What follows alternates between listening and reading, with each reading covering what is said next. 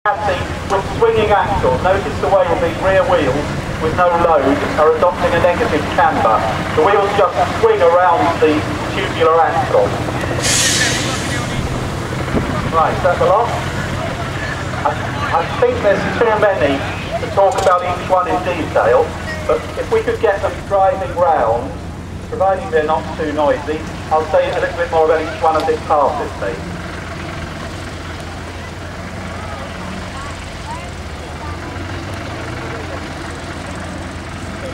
Oh, it's something else. We should have a guess what it is from the noise it makes. Another Saracen armoured personnel carrier. These British vehicles from the 50s have the same number of speeds forward and reverse. They're a separate reverse gear, so you've got 5 gears, forwards and backwards, which is handy for retreating. Another Ferret, a very popular Ferret, that one. Bomb disposal long wheelbase Land Rover. Bomb disposal vehicles almost always have their wings painted red. Oh, now this is very unusual. I think that's the first one of those I've actually seen in captivity. Camel, one of Britain's sole manufacturers of big trucks, was absorbed into Leyland, then absorbed into the Unipower company, then by Alvin, and I believe they've actually stopped those trucks altogether. Now if you look at this Leyland drop vehicle, you should be able to see the arm behind the cab that lifts that rack and puts the back of it down on the ground. Long wheelbase Rio powered by Continental engine. That I'm told is the carrying components of the corporate missile system. Another Land Rover, another lightweight Land Rover with Saddam Hussein on the back. Another lightweight. That inverted V, of course, most people will know was the Gulf War recognition symbol. I don't know how they got hold of Saddam. There he is.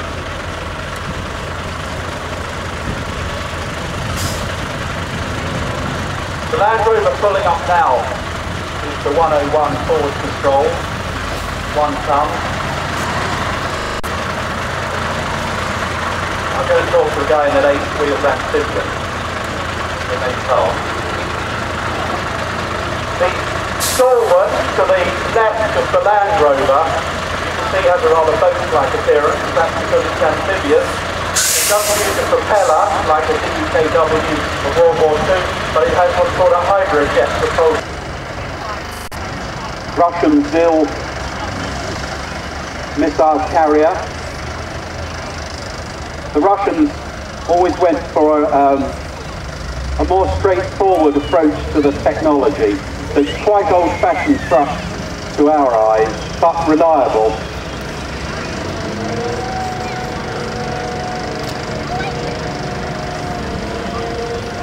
Nice looking in a kind of brutal way. And interesting that they chose to use curved glass in the windscreen. Normally military...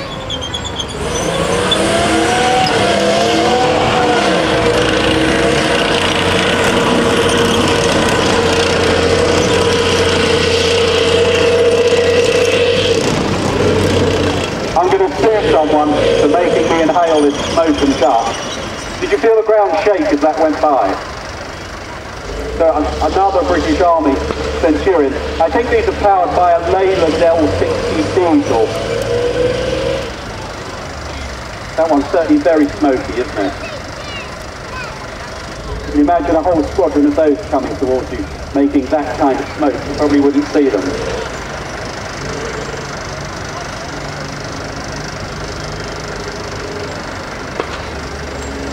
And remember, when a tank's reversing, the driver can't see anything at all. He's relying entirely on the man standing in front of him. See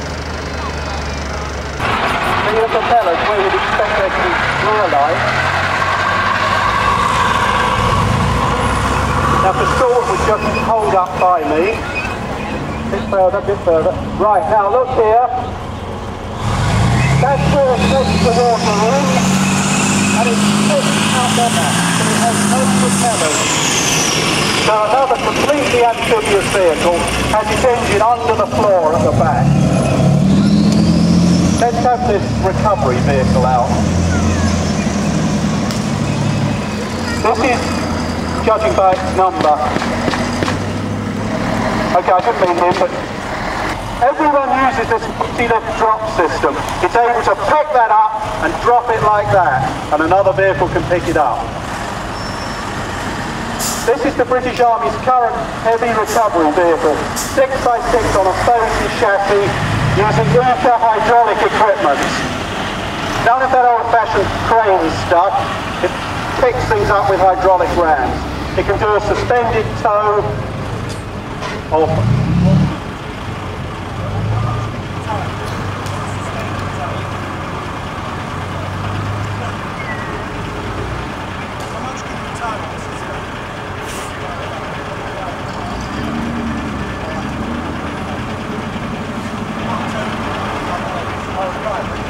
It can tow up to 25 tons on suspended tow. In fact, the biggest vehicle it can carry is, if you like, itself. It can carry another one of these. Okay, thank you. Take it round. Big and chunky, isn't it? Like a Tonka toy. Very sorry. Let's just have one more. Can I have the cart truck? Can I have the cart truck, please? They're so noisy, so he can't hear me. You'll never see another one of these in your life, I promise you, unless you come here next year. Tart was a very old established company, makes its own engines, big air-cooled diesel engines, usually, V8 and V10. This was one of their biggest trucks, which is why it's called Colossus. Drive home in it, to see the driver afterwards. It has no conventional chassis. It has a tube running down the centre. And the engine and driveline are bolted to the tube, and the axles swing on the tube.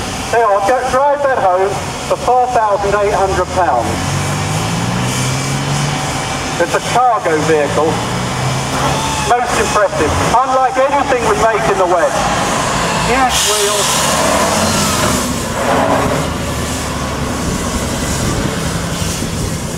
Right, let's have one more, something little.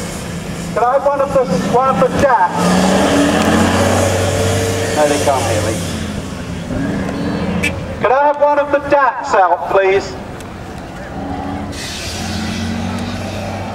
Oh, I'll have to walk over there, won't I?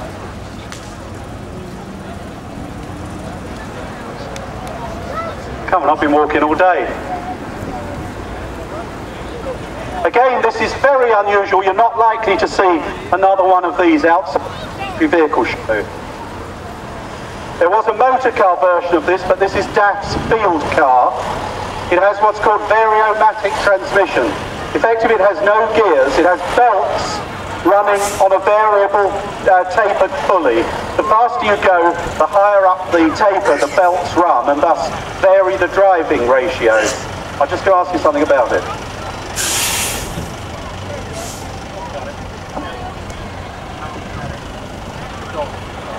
This is a DAF 66YA, produced in the Netherlands, about 1,200 of them, in 1974. It has a Renault 1100cc engine and is equipped with an automatic transmission, known as the variomatic, as the belt drive, same as in the civilian DAF. And it has been used for ordnance purposes and military convoy escorting. Thanks very much. Have a good look at it. Very unusual vehicles. Nice to see two of them. And presumably they've driven all the way here from Holland. Makes that distinctive DAF whine. And this also is a DAF, though an altogether more serious vehicle, driven by an American Hercules engine. I'm always fascinated by its driveline layout. Instead of using a prop shaft down the middle of the chassis, it has the drive shaft along the edges. I think only the Dutch Army used that. Right, we're now going to give you a demonstration of the drops vehicle. So we're going to show you how it picks up and puts down its load. And these flat racks can be transferred from road vehicles to rail vehicles, I believe even into aircraft. So that could be that happens to be carrying a Scorpion, but it could of course be carrying pallets of ammunition, food, anything at all. It has a kind of three-stage action. First it lifts it at the front and pushes it backwards.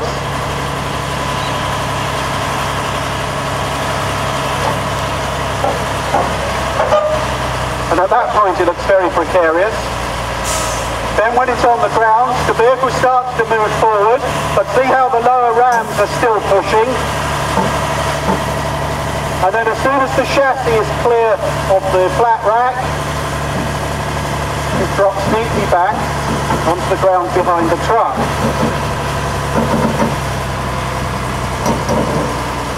Then the hook goes down a bit lower to free itself from the flat rack, and a little bit lower still. Now presumably he's not going to drive off, but at this point, of course, the vehicle could drive off and another one could come and pick it up. So the pickup sequence is obviously the same in reverse. First he picks up the front of the flat rack, which effectively pulls the vehicle back. The vehicle goes under the flat rack.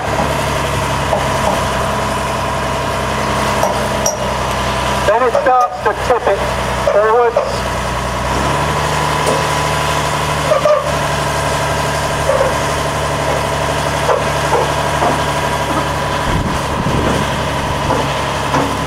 There you are, all secure and ready to go. So from pick up off the loaded vehicle, put it on the ground, pick it up again, took what, a minute and a half? And no need to unload whatever was on the flat rack. So that is a very, very common system now in armies throughout the world. And the equipment is made, or was designed, by a company called Multi-Lift. And on the British vehicles, the flat racks are made by Marshall, generally, I think. Right, maybe we just give them one more circuit, and then give them a round of applause, because it's a much better turnout than yesterday. George C. Marshall Museum in the Netherlands, in Zwijndrecht. If you ever find yourself in Zwijndrecht, you must go to the George C. Marshall Museum. It has the most amazing dioramas with vehicles, figures, there's kind of port scenes, loading and unloading, and the standard of restoration that they do is amazing. And in the fullness of time, you'll see this dragon wagon. Oh, it's coming in the other end. Right, we'll look the other way. And retrieval vehicle, or rather tank recovery and transport. It's called a dragon wagon because the shape of the cab makes it look rather like a dragonfly, though much larger, of course. It uses chain drive to the rear wheels. If you get a chance to look at it later, take a look at those chains. They're like bicycle chains, but about 1.5 inches wide. And that's absolutely authentic. There are a few in captivity as tractors only, but personally I've never seen one with the right trailer, which I think was made by Fruhoff. Its towing capacity for tanks was nominally 45 tons, I think, but it can be overloaded way beyond that. Right, now when you've had enough of looking at this one, I've just been told we've got one other heavy tank transporter coming into the arena, and that's the British Mighty Antar. So it's ugly, isn't it? Look at the shape of it. But the cab's completely armoured, it can be shut down, there are flaps on all those windows. So in theory it can recover a tank under fire. It's really beautifully done, isn't it?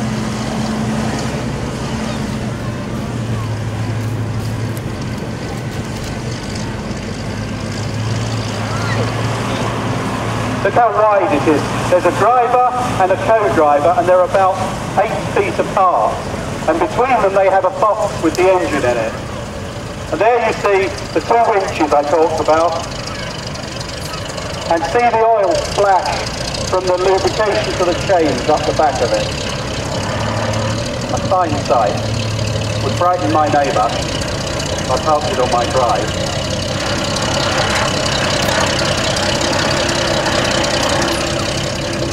And look at the shape of the ramps over the rear wheel on the trailer. They have to lift like that to allow the wheels to rotate. But when it's loading a tank, they drop down and cover the wheels. The tank passes over those ramps and then they lift them again.